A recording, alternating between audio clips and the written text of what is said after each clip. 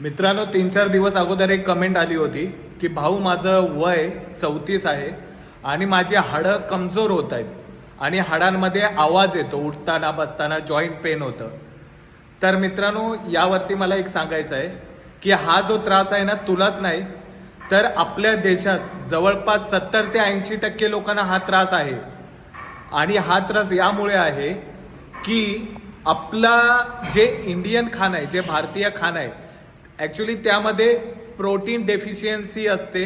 म्हणजे पाहिजे तेवढं प्रोटीन बॉडीला भेटत नाही. विटॅमिन्स, मिनरल्स जे काय बॉडीला रिक्वायर आहे ते आपल्या खाण्यातून भेटत नाही. तर आपल्याला त्यासाठी ॲडिशनल प्रोटीन इंटेक करावा लागतो, हेल्दी कार्ब्स, हेल्दी फॅट घ्यायला लागतात आणि त्यामुळे आपली बॉडी प्रॉपर रिकवर होते. आणि मी मागच्या व्हिडिओमध्ये सांगितलेलं की जे आपले जॉईंट पेन वगैरे बॉडी होते तर त्या काही विटॅमिन मिनरलच्या गोळ्याही आहेत ज्या आपल्याला घ्याव्या लागतात.